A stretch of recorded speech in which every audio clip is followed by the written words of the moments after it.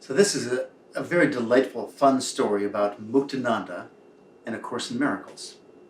This goes way back to when Muketenanda first came to the United States, back in the 70s at some point. Nobody knew him, totally unknown, and he did what all gurus do when they come to the United States. They go from apartment to apartment to apartment, various people sponsoring them, inviting their friends over. They'll go there for 2 or 3 days and be doing darshans and satsangs, that sort of a thing. It's really a natural process.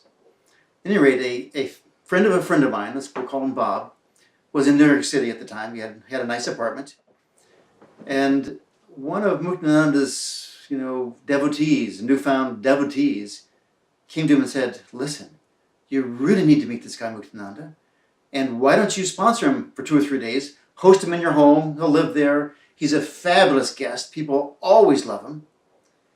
And we'll invite people over. It'll be an amazing 3 days. You'll never forget it." So Bob goes, "Sure, why not?" He's a pretty flexible guy. So what happens is, Muketenanda comes, and for some strange reason, he's just rude and cold to Bob. Now the guy who set this up with Bob said, "I've never seen this before. Muketenanda's always gracious. He's Indian, he's kind, he's humble, he's friendly." But he could see how rude he was being to this fine fellow Bob. To the host who was inviting his friends to come meet Muketenanda. Anyway, Bob put up with it for 2 or 3 days, and finally Muketenanda moved on to the next apartment. And Bob just sort of scratched his head and said, "Well, I don't know what to make of that." And the next day, he goes downstairs and he's down to the street, and he runs into an old friend. And the friend says to him, "Bob, you've got to see this book. It's called A Course in Miracles. You've just got to read it. It's the most incredible thing." Anyway, Bob goes, "Okay." And the guy pushes, sort of forces one onto Bob. Bob takes it upstairs. And from the very first page, he's captivated. He's totally captured by this Course in Miracles. And he reads it. He really reads it for 3 days, ordering food in. He hardly leaves his apartment. He's just so enthralled with this divine wisdom from A Course in Miracles. What happens is, after about 3 days of this, he says, "I've got to get out of here." He starts walking outside, and strangely enough, he just happens to run into this organizer from Muketenanda. And the guy again apologizes to Bob. He says, "I don't know what happened, but please just come see him once. Maybe as a guest you'll have a totally different experience." So Bob goes, okay, I'll come." So Bob goes, and suddenly Muketenanda can't be warmer, can't be happier to see anyone, just fawns all over him, just diffuses all over him.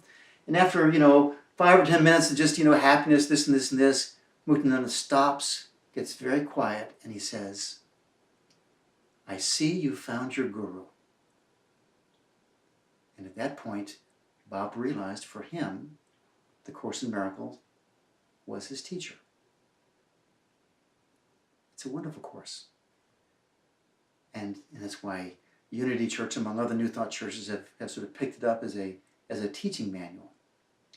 It does focus on the mind, which is well worthy of focus. We might as well love the mind because it's a powerful, powerful tool in our spiritual evolution. But for many people, for most people, maybe all people, it's really important that we honor and nourish the heart. I remember Charles Fillmore, the co-founder of Unity Church, he would say about the mind, he says, "We take these truths and we look at them from this angle and this angle and this angle until finally we've looked at it so much that we've internalized it. And that's when we own it."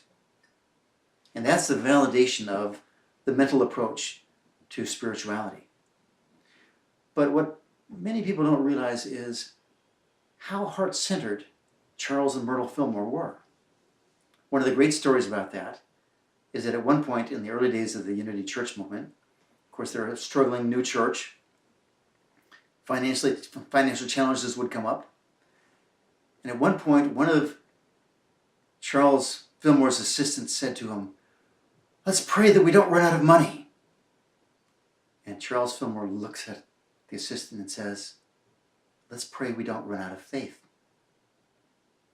Now, faith is a quality of the heart, along with love, courage, power, so many qualities of the heart. And my invitation to you, totally honoring the need to feed and nourish the mind, but my invitation to you is to take a look at your heart. Explore it. How can you expand your heart? How can you expand your capacity to love, to have faith?